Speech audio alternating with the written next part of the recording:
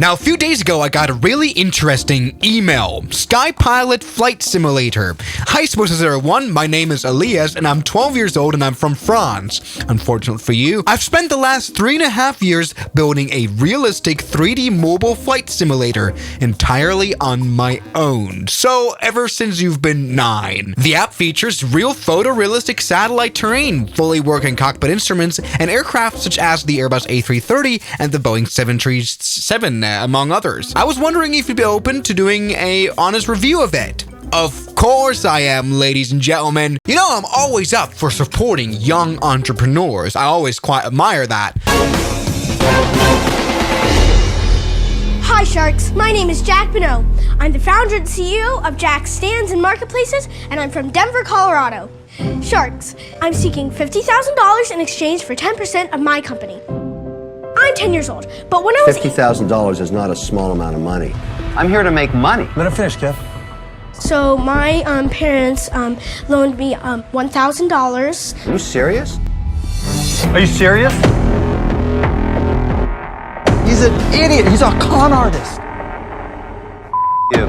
I'm not able to build my own apps or even a game. I can just record a stupid video on hating on them. Everybody's Sky Pilot Flight Simulator on the iPhone. And as you can see, this is what the screenshots look like. And they don't even, now, okay. Ultra realistic 3D flight simulator that invites you to explore the entire planet with breathtaking detail and precision. And it really does look like it. I mean, look at the sky. The 12-year-old doesn't seem to go to school because he seems to very frequently update the game with new map systems and 3D building. Oh my goodness. And today will be the first one to even review the game at all. So let's take a look and jump right into Sky Pilot FS. So let's take a look. Right. Why is it in Chinese? I expected it to be more in French.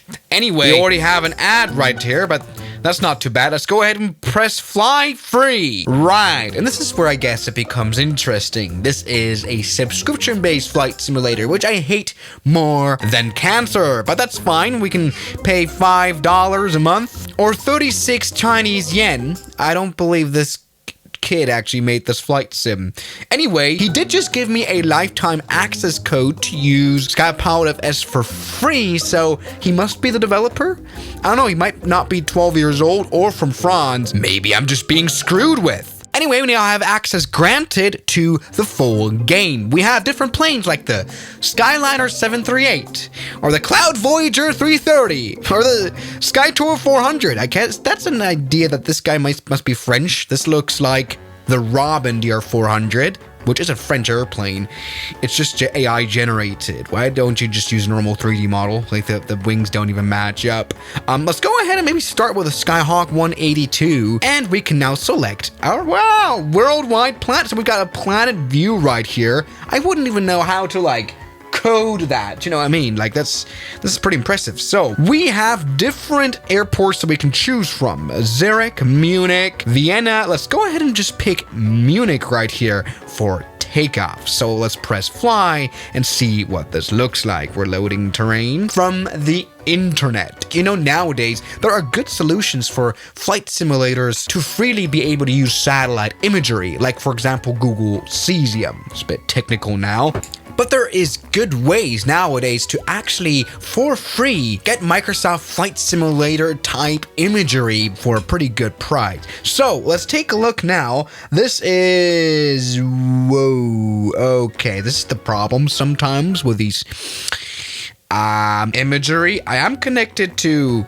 Wi-Fi. Maybe I'm just going to switch over to network because this is clearly not loading in. Either way, what I don't really like is the UI. Why is that like in the middle of the screen? And oh my god, this is a bit of a buggy camera, unfortunately. Why is that? Why can I control the camera through the movement of my phone?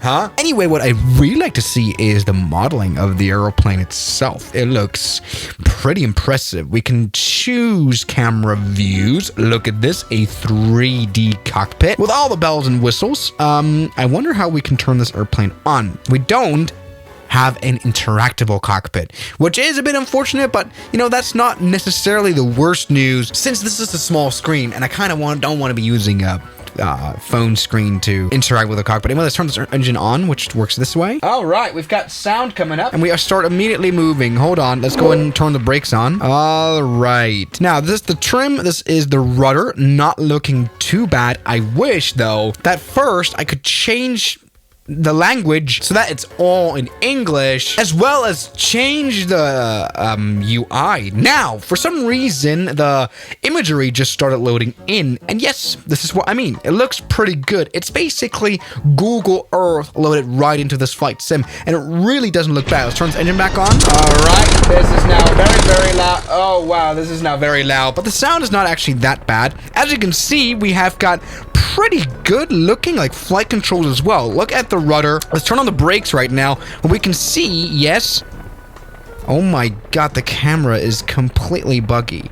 Please fix that, because look at this. This is good looking flight controls. Moves up smoothly. All perfect. Ailerons. Look at those. Not a shabby look at all. And flaps, we can put them down. Someone really has that figured out. Maybe a little bit loud to flaps. Now that we've moved into cockpit view, there's no sound. Why is it quiet now? And why don't we do anything here? I mean, this is interesting. Someone's really been able to figure out like modeling. This looks pretty amazing, and now the sound works, but some things are just a bit broken. I wish I could just get rid of the UI or make it at least bigger. Why is it in the middle of the screen?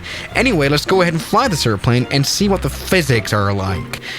And I can immediately tell this is not necessarily the Forte. So normally in a Cessna, you would turn left because you only have one engine. And because this engine is spinning, it creates an inertia that makes the plane turn left, and it just doesn't happen here. That's a good way to tell whether a flight sim is realistic. That just doesn't happen. That's all right. Oh my god, this is really loud now. But look at this. This actually really doesn't look bad. Now, what I was talking about with the Google Cesium thing, you know, what we are using to actually, you know, see stuff here on the ground, the one bad thing about it is that it's not necessarily optimized for games like this. You see scenery loading in and out all the time, but still, this really isn't a bad look. Why can I go inside of the plane? The camera views, yeah, that's still kind of messed up. Anyway, we are moving. Let's see if we've got realistic physics before we move on. I would kind of like to see also the cockpit. So this is realistic. We've got an airspeed indicator that somehow works, and yes, we do stall. It's just that I probably won't be able to get this airplane into a spin or anything. When you reduce power on a plane but keep the nose up, it starts getting to a stall and then a spin, and that just doesn't happen here. The nose just points down. Either way, this is a great look. Damn, these buildings look better than they do in Google Earth. It's absolutely... yeah, we have the loading issues. Damn, this is some good scenery. Holy moly. Now, we've got an ATC button. I wonder what that does. That's way too small. Request takeoff so we can actually talk to an ATC, which is, I guess, interesting. Can we do anything here? Sending. What do you mean sending? Clear to the land on desired runway. Well, that's vague. Anyway, scenery-wise, this is pretty good. Aerodynamic-wise, it's not necessarily great, but it's not the worst. So let's take a look at especially the bigger airplanes. So, Skyliner 738. Of course, 737. We can maybe pick a different airport, maybe a little bit more of a beautiful place. How about Cape Town? I just came from there. And look, this is in French, so that makes sense. This guy's French. Afrique du Sud. Let's go. Now, we yet have more bilingual things here, English and Chinese. Why Chinese? Anyway, before I take off, make sure to configure the autopilot settings. No, why would I need to do that? Though we do have an autopilot, and as you can see, it does work, but we won't need it for now. We can just hand fly the airplane. This is what Cape Town looks like. Another area with great scenery coverage, and it starts to load in pretty slowly. Anyway, this is the Boeing 737 that unfortunately doesn't have a livery on it, and the modeling looks... okay, the camera is still so messed up. Let's get inside. This is what the cockpit looks like. Oh, that's significantly worse. Let's turn on the engines. Great sound. Now, this cockpit doesn't seem to be very usable or seeable. As you can see, the throttle doesn't move when we move it here. There's something missing in the pedestal. Also, the screens don't work. But all right, let's go and turn around. Disable the brakes. Disable the brakes. Come on, use the rudder. Steer. And we're rolling off the runway because... Oh, we just had a crash. Anyway, we rolled off the runway because the rudder is ineffective. How do I... Oh, we're in the ground. What the hell can I do here? Oh, wow. Because I can't steer the airplane on the ground, which is a significant problem. I can't steer the nose landing gear. I genuinely just can't. There's no way the heading will change. Oh, no. And we died again. So it's time for the 12-year-old to skip school again and fix that bug. Let's go ahead and spawn this airplane for a landing now. Okay, ladies and gentlemen, welcome to this airport, which, as you can see, has a bit of worse scenery coverage, so we have no 3D buildings here. It's kind of like the thing whether, you know, Google Earth has any scenery for airport. Let's put the flaps down, which looks like this. Now, once again, the cockpit is kind of useless. Now, this thing does not offer a map or any navigational aid at all, so we're flying this airplane VFR, which is a problem because we're stalling and I can't see anything. Oh, why are we stalling? Why are we dying? Oh, we're dying very much. We're dying. Maybe? I don't know. That is not an airport. This thing is not steerable. We died again. Maybe once we are on the Cloud Voyager 330, couldn't you have called like Airbu or something? Things will work. So let's try.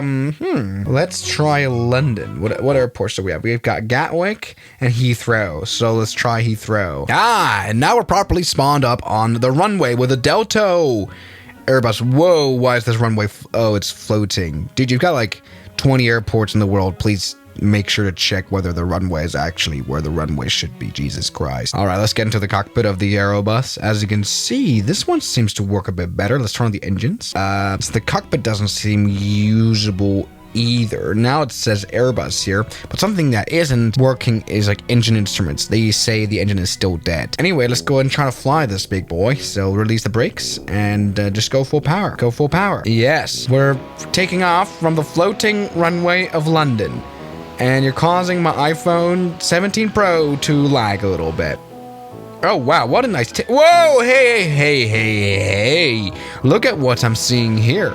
Is that beautifully tilted landing gear, ladies and gentlemen? That is some good modeling skills. Holy moly. I mean, the modeling can definitely be from like a proper mobile flight sim. Anyway, let's get that landing gear up. Just take a look at the animation. Wow, some good... Wow, look at the landing gear. Oh, being a little weird, but look, it works. And here we are flying through very nice looking London. No, not yet. And now we're stalling. We're stalling heavily.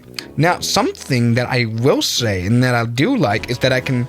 Sorry. But again, something you can tell is that this was made by someone with some interest in airplane and some idea of how planes fly. For example, this is an Airbus, so it doesn't have trimming, and you don't see a trimming knob here. This thing has proper fly-by-wire, and you can tell that by the flight controls acting a little bit differently to what we're putting in. Do you know what I mean? Also, the ocean is ported right from Google Earth, which is why it looks like this. You definitely need to fix your water mask. Yeah. I mean, here the water looks genuinely good, but, you know, once you're out in the ocean, this is definite Google Earth. Anyway, this is Madeira Airport, which looks actually really good. Let's see if we can come in for a landing. Get the flaps out. I mean, look at this. The landing gear is out. We don't have a replay mode. Also, oh, and now the flaps are very effective. Damn, this airplane is just ballooning. Holy moly. Yeah, no way of controlling this properly. Okay,